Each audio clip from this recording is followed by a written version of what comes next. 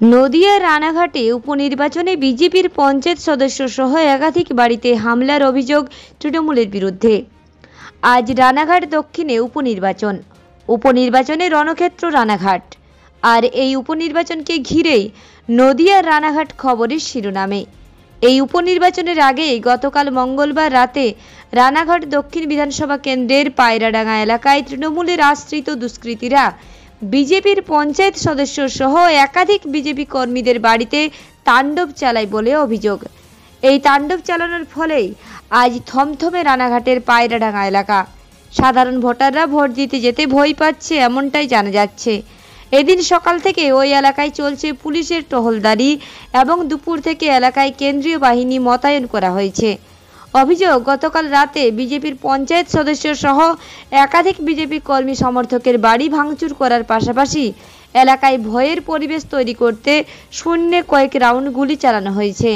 এরই পাশাপাশি বেশ কয়েকজন মহিলা ও শিশুকে মারধর করে তৃণমূলের আশ্রিত দুষ্কৃতীরা, এমনটাই অভিযোগ আক্রান্তের পরিবারের।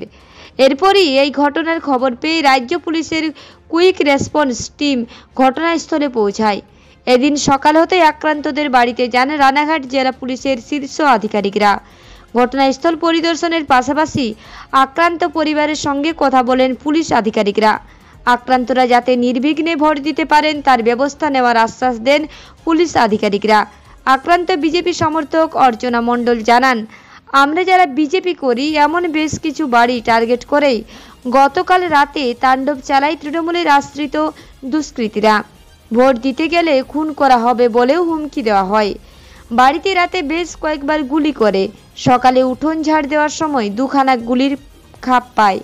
এ প্রসঙ্গে তৃণমূল প্রার্থী মুকুটমণি অধিকারী সাংবাদিকদের প্রশ্নের উত্তরে বিজেপি সমর্থকদের দাবি উড়িয়ে দিয়ে বলেন, এখন হিন্দু নিরঞ্জজ্ঞ চলছে, মায়েদের এবং বোনেদের ওপর অত্যাচার হয়। এরপরই তিনি মিডিয়াকে কটাক্ষ করে বলেন, কিছু গদি মিডিয়া এখন যারা বিজেপির দালালি করছে, কিন্তু সত্যের খবর জনসাধারণের কাছে তুলে ধরাই হচ্ছে মিডিয়ার কাজ। হয়েছিলাম তখন হট করে কাজ ভাঙার আওয়াজ পেলাম। এবার আমাদের দোকানের ওখানে হলো থামস আপ আর কোল্ড ড্রিঙ্কসের যে কাঁচের ছোটো ছোটো বোতল হয় না, ওইগুলো ছিল, ওগুলো দিয়ে ভাঙচুর করছে। ওইটার একটা টুকরো এত বড় একটা, ওইটা আমার মুখে লেগেছে। ঠিক আছে, মুখে লাগার পরে আতঙ্কিত তো হয়েছি। কাজ প্রচুর ভেঙেই যাচ্ছে, একটু তাণ্ডব করছে কালকে পুরো। এবার তখন দেখি আমার কিছু একটা গড়াচ্ছে, তখন দেখি পুরো খুব পরিমাণে রক্ত বেরিয়েছে আমার ওখান থেকে। কি নাম তোমার? জয়শ্রী বিশ্বাস। কি করো তুমি?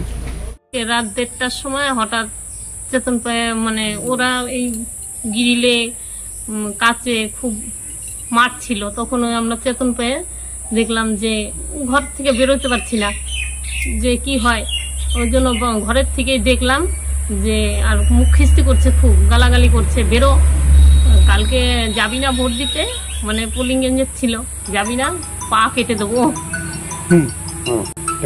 কতটা আতঙ্কে এই ঘটনাতে আপনারা?